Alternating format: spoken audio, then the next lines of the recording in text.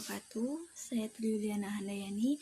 Saya akan menjelaskan materi yang pertama, yaitu asal-usul mitokondria. Mitokondria berasal dari bakteri yang mirip dengan Rickettsia yang hidup bebas, kemudian bersimbiosis dengan nenek moyang sel eukariotik membentuk endosimbiosis sekitar 1 miliar tahun yang lalu. Rickettsia merupakan organisme endosimbion yang memiliki persamaan dengan mitokondria dalam hal struktur maupun komponen enzim. Seperti gambar di samping, yaitu contoh atau gambar bakteri Rickettsia. Baiklah, itu saja yang dapat saya sampaikan. Selanjutnya akan disampaikan oleh teman saya. Baiklah, Assalamualaikum warahmatullahi wabarakatuh. Nama saya Anissa Gustiamona. Di sini saya akan membahas tentang struktur mitokondria. Nah, mitokondria memiliki ukuran panjang sekitar 7 mikrometer dan diameter antara 0,5 sampai 1 mikrometer yang berbentuk seperti sosis. Selanjutnya, antara membran luar dengan membran dalam terdapat ruang sempit yang disebut ruang antar membran. Bagian dalam dari membran dalam berisi cairan yang disebut matriks mitokondria. Membran dalam berlipat-lipat membentuk lekukan ke arah matriks. Nah, lekukan-lekukan ini disebut kristal. Lalu banyak terdapat pada sel yang memiliki aktivitas metabolisme tinggi dan memerlukan banyak ATP seperti sel otot jantung. Nah, berikut adalah gambar dari elektron mikrograf mitokondria.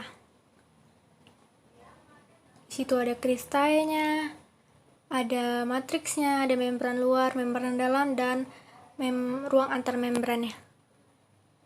Selanjutnya, kita akan masuk kepada membran luar. Nah, membran luar memiliki ketebalan sekitar 6,0 nanometer. Membran luar terdiri dari protein dan juga lipid. Bersifat permeabel, bentuknya hampir mirip dengan membran luar bakteri gram negatif. Memiliki kandungan enzim yang terlibat di dalam biosintesis lipid dan juga enzim yang memiliki peran dari proses transport lipid ke matriks untuk menjalani oksidasi yang akan menghasilkan asetil CoA. Lalu ada membran dalam.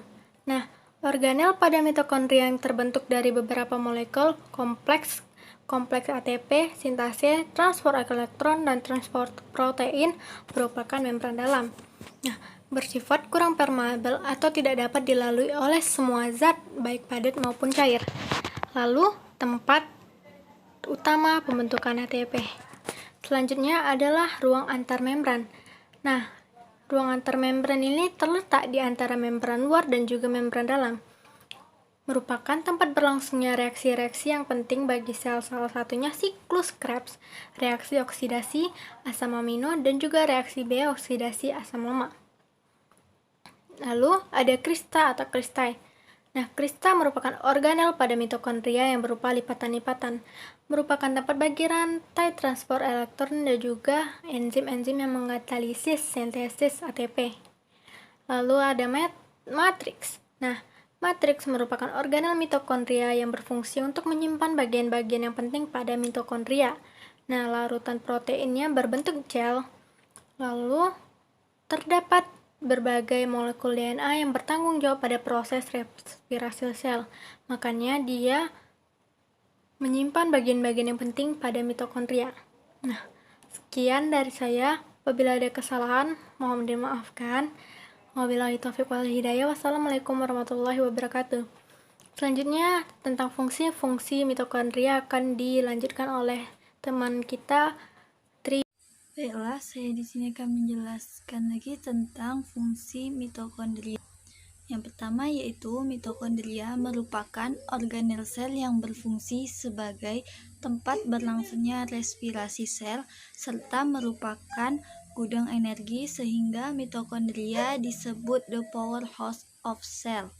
Yang kedua, yaitu cara kerja mitokondria, yakni enzim oksidatif yang terletak di membran dalam serta enzim siklus Krebs yang di dalam matriks mitokondria berfungsi melakukan oksidasi residu asetil sehingga akan membentuk karbon dioksida dan air. Yang ketiga yaitu energi lepas dari oksidasi tersebut digunakan untuk melakukan sintesis bahan yang memiliki energi sangat tinggi yaitu adenosin trifosfat atau ATP. Yang keempat yaitu ATP tersebut akan dikeluarkan dari mitokondria ke dalam sitosol yang dipakai untuk berbagai aktivitas sel.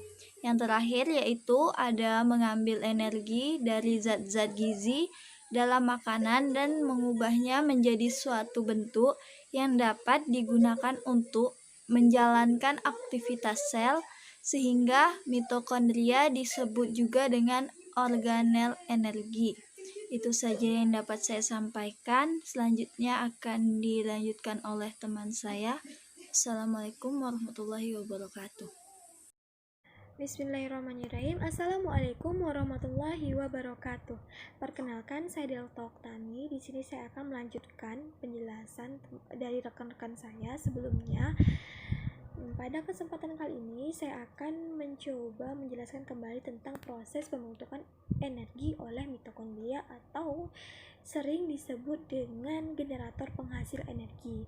Nah, pada proses pembentukan energi oleh mitokondria terdapat 4 tahapan nih. Pertama itu glikolisis, yang kedua dekarboksilasi oksidasi, yang ketiga ada siklus Krebs, dan yang terakhir ada transfer elektron.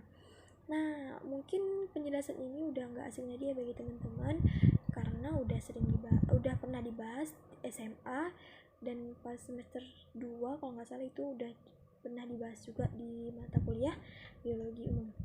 Nah, yang pertama saya akan mencoba menjelaskan siklus glikolisis. Nah, glikolisis merupakan proses katabolisme. Ingat teman-teman, katabolisme mengubah dari yang kompleks menjadi yang lebih sederhana. Glikolisis merupakan proses katabolisme glukosa terjadi pada setiap jenis sel.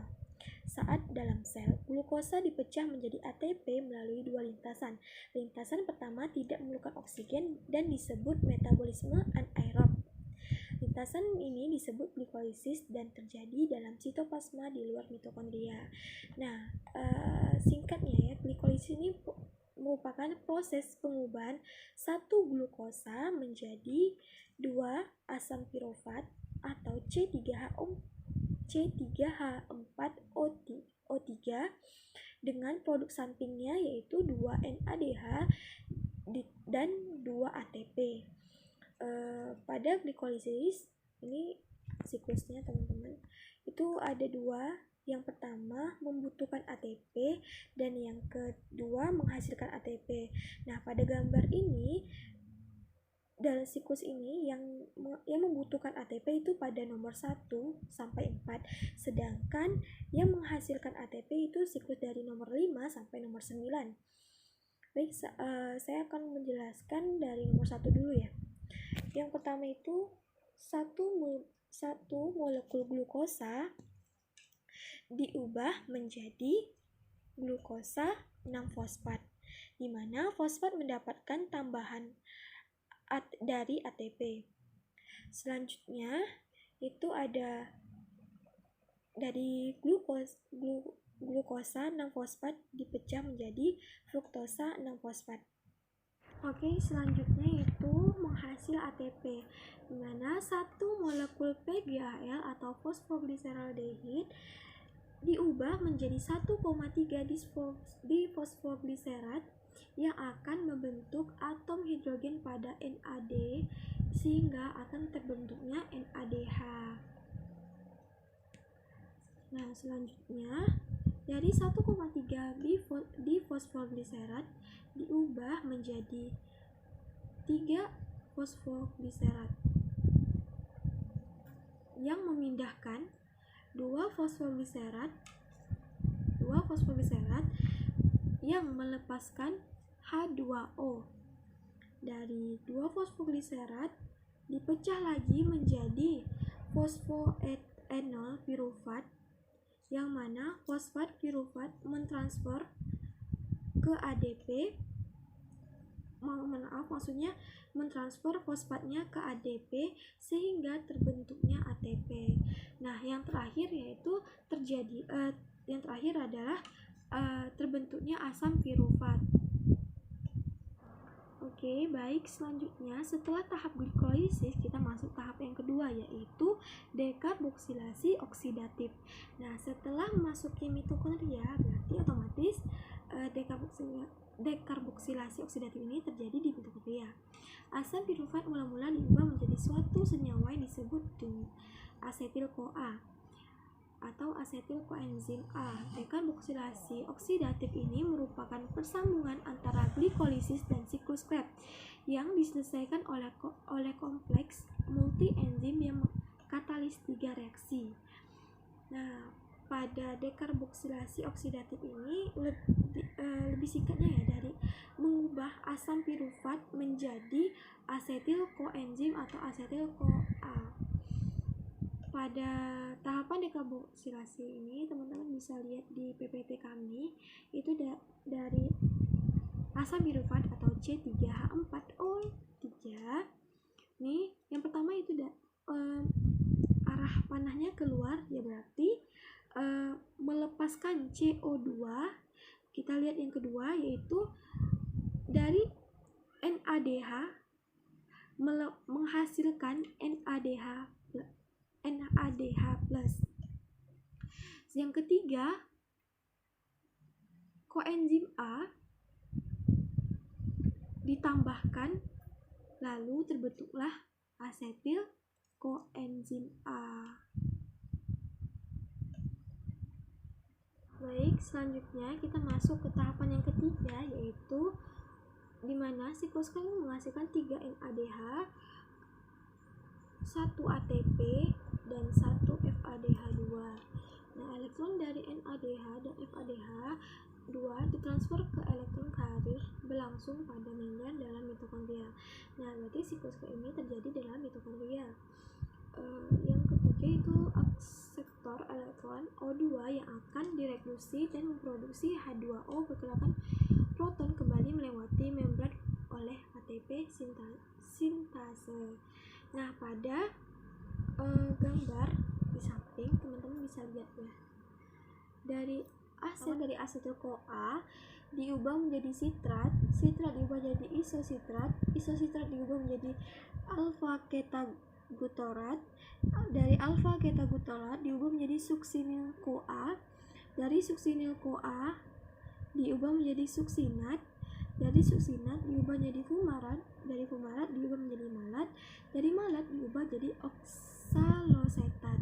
Nah, untuk menghitung hasil dari siklus Krebs, teman-teman bisa lihat dari isositrat ini menghasilkan 1 NADH. Ingat ya teman-teman, 1 NADH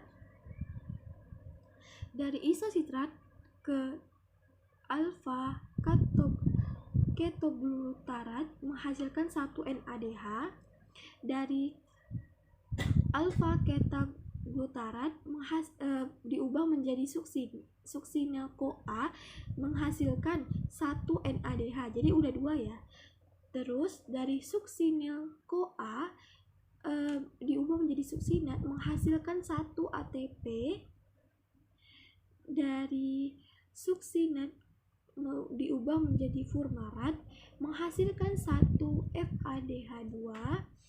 Yang selanjutnya dari malat diubah menjadi oksalosetat menghasilkan 1 NADH.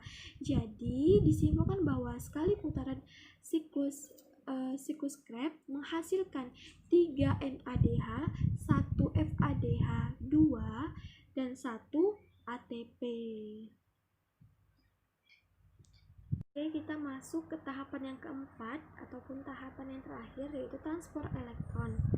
Nah, pada transfer elektron ini memproses atau mengubah dari NADH dari siklus Krebs tadi, NADH diubah menjadi ATP.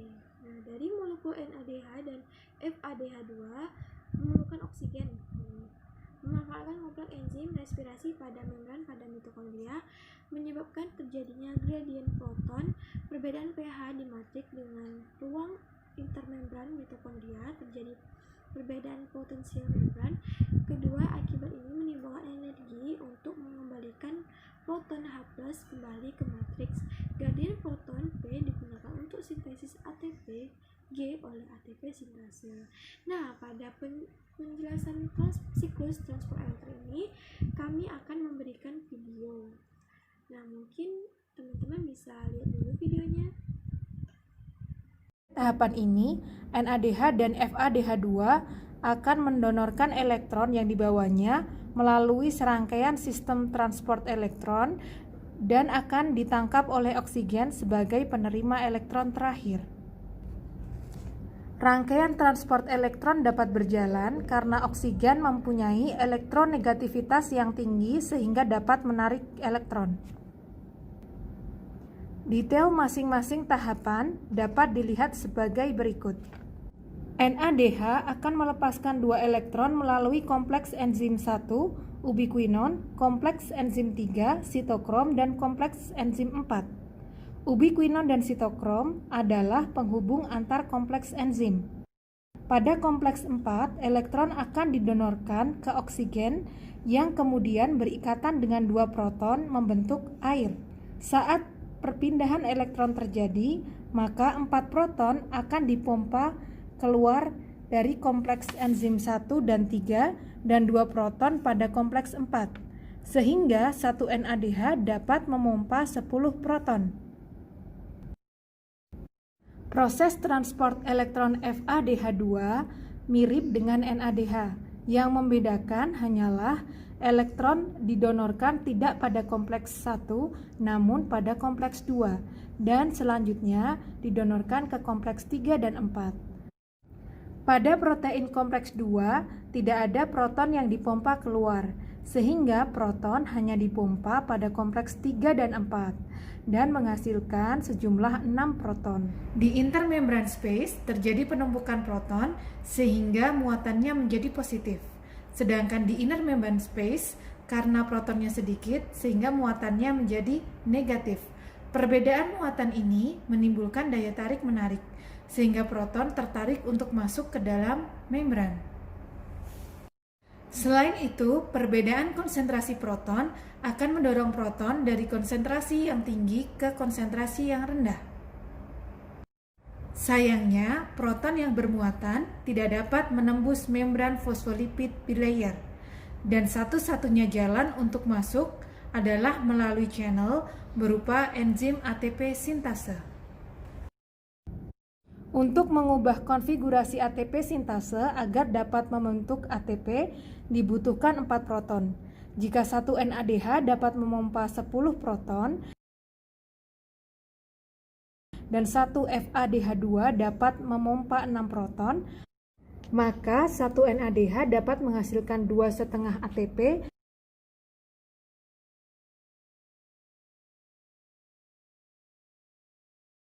dan 1 FADH menghasilkan 1,5 ATP yang pada umumnya disebutkan bahwa 1 NADH dapat menghasilkan 3 ATP dan 1 FADH2 menghasilkan 2 ATP. Jumlah proton yang banyak di intermembran space yang berdesak-desakan memasuki ATP sintase yang kecil sehingga pada saat proton masuk akan membawa energi yang sangat besar. Energi ini diubah menjadi energi kinetik yang merubah konfigurasi enzim ATP sintase sehingga dapat menempelkan ADP dan P untuk menjadi ATP. Oke, gimana nih teman-teman? Udah lihat ya proses pembentukan energi pada mitokondria. Mungkin agak sedikit sulit dipahami, mungkin dari faktor dari saya kurang bagus dalam menjelaskan. Kalau misalnya ada saran dan tanggapan, dipersilahkan nanti.